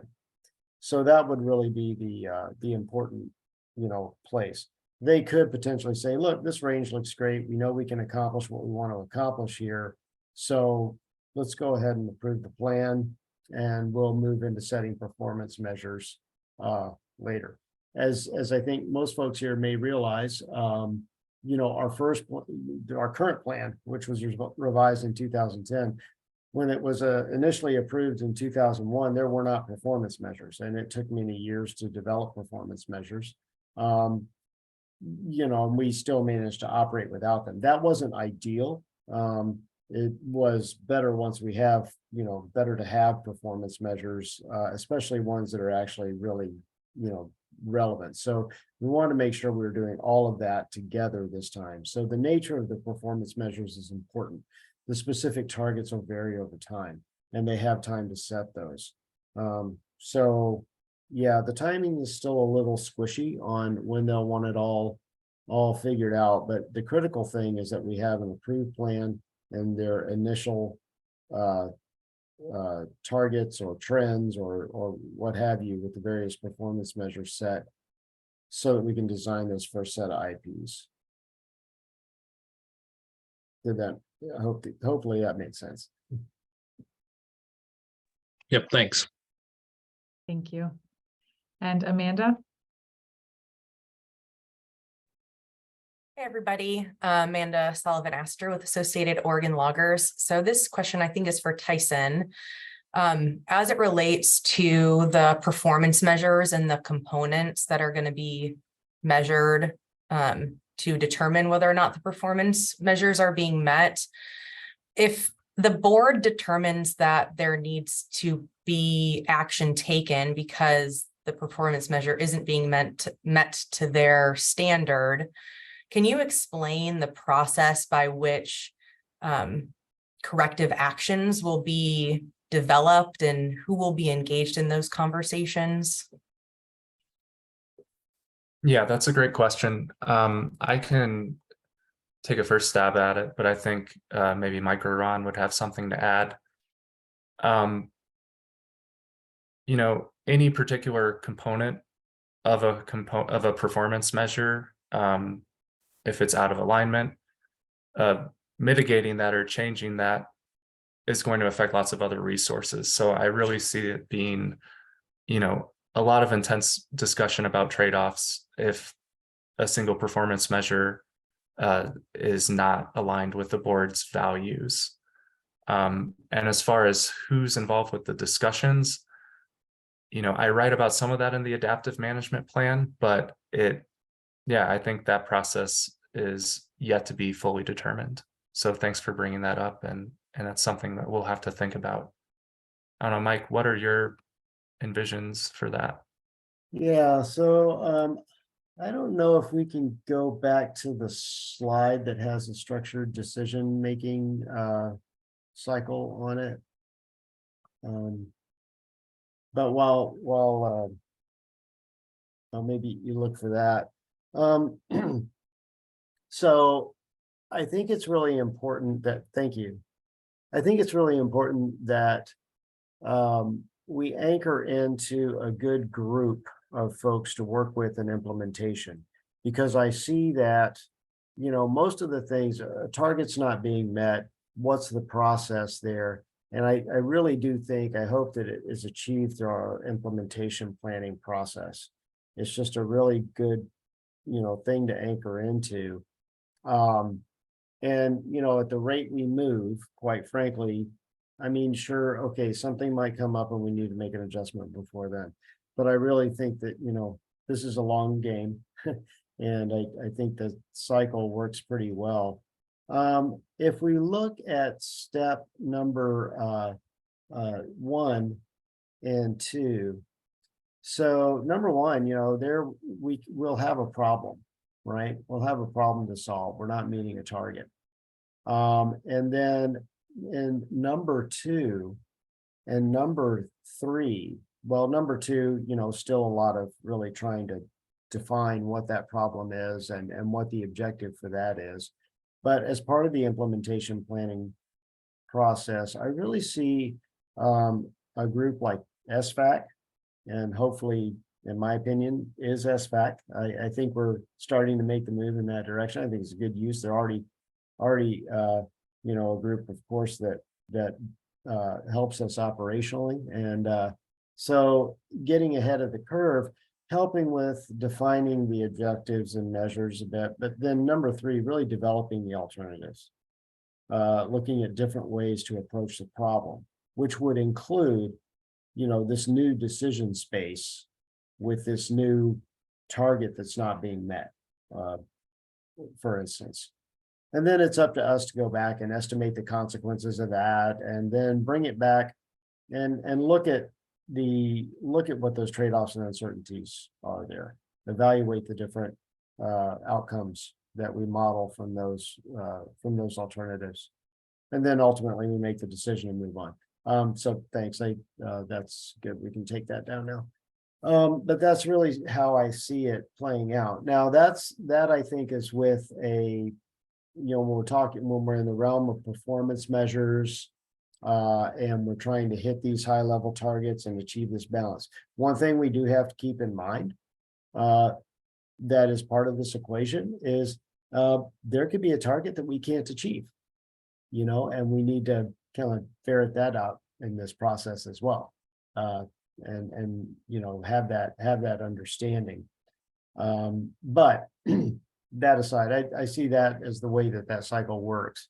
Now, there's a different place, and Tyson can weigh in on this as well, but we may have more very specific questions that are really how we implement something, some BMP or something. And in that large flow chart, and we don't have to go back there right now, but in that large flow chart, there were the operational policies that were in there that the monitoring and adaptive management also feed.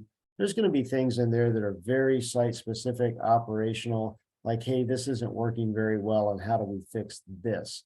In that case, it's not really so much a broad group. I mean, there's going to be limitations as to what can be done. We'll probably pull in not only scientists for that, but then individual experts in terms of the logistics of how we get that work done, right? To make sure that we're coming up with a solution that we can actually implement on the ground.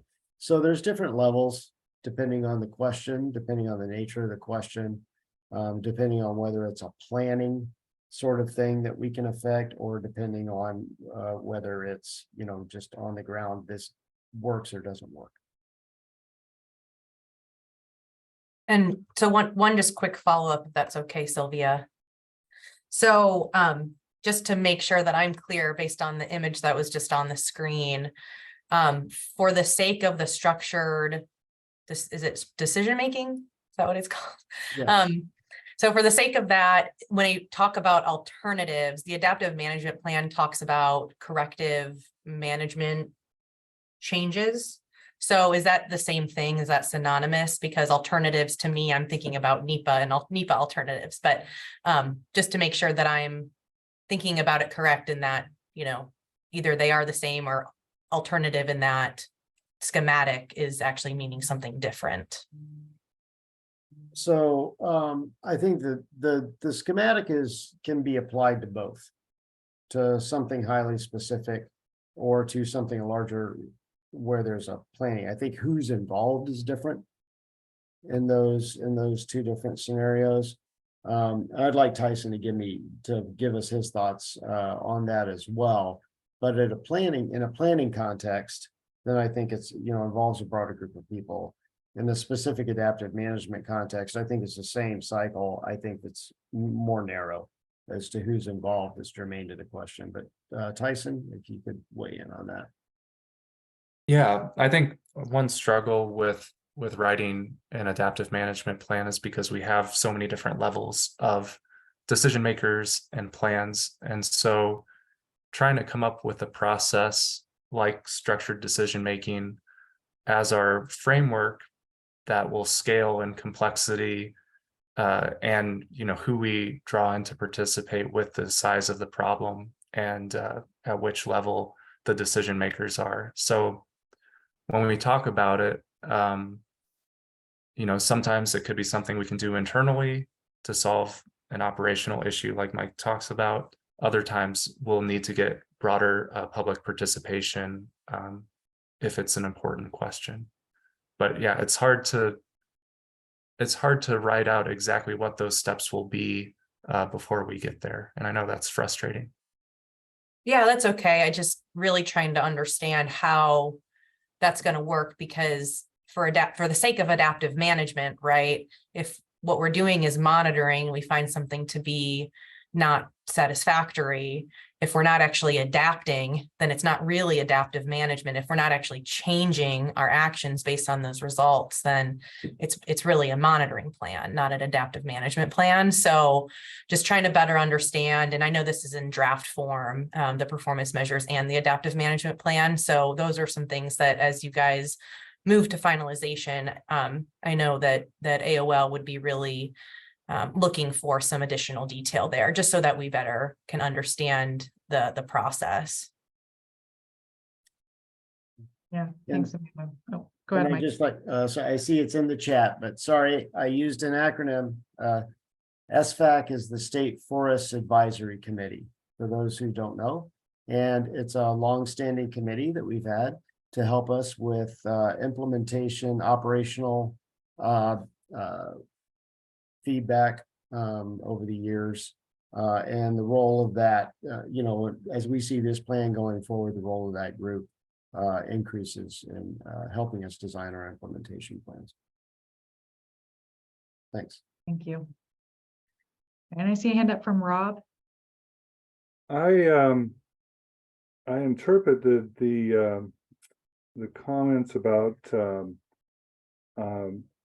harvest levels, I guess, as being there was, say, plus or minus 10 or 15%, and then there was another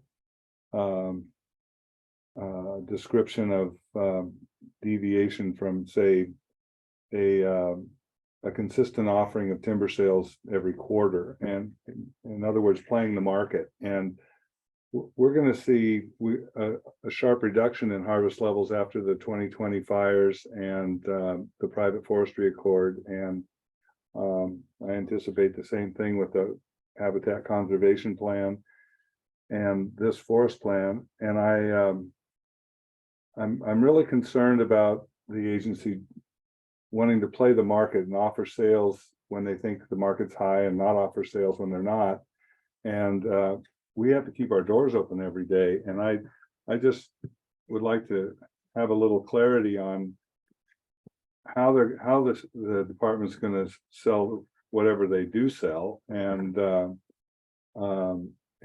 they going to continue the practice that they have in the past in selling more during high markets and less in lower markets. And it's concerning to me with this next squeeze and seeing the predicted 8 to 12 mills closing because of this timber shortage. And so I'd like a little understanding as to what the plans are by the agency and how they're going to sell their timber sales on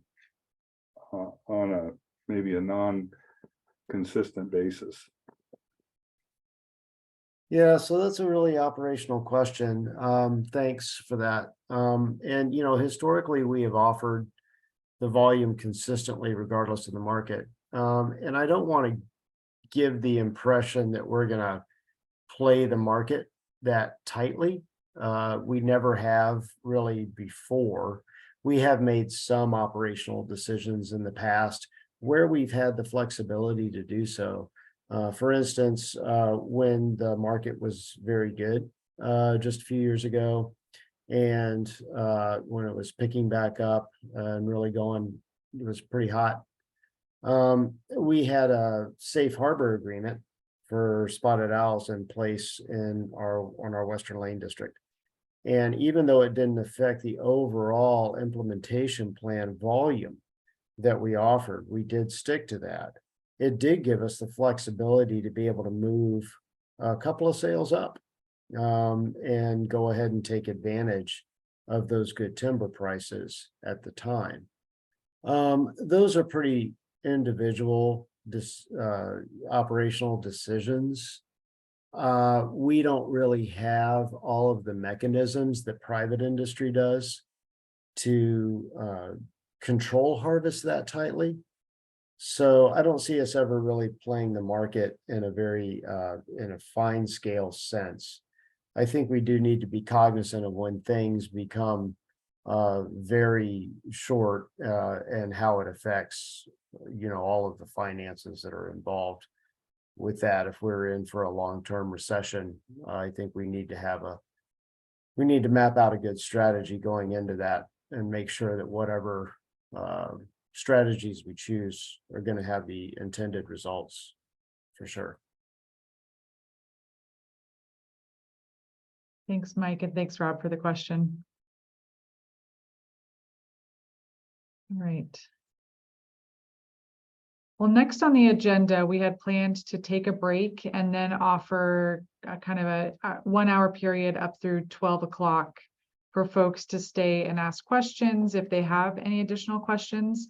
So I just, maybe before we go there, I want to do a check to see if people think they have additional questions they want to ask. Maybe just raise your hand, not to ask it now, but to get into the hour period to see if there's interest.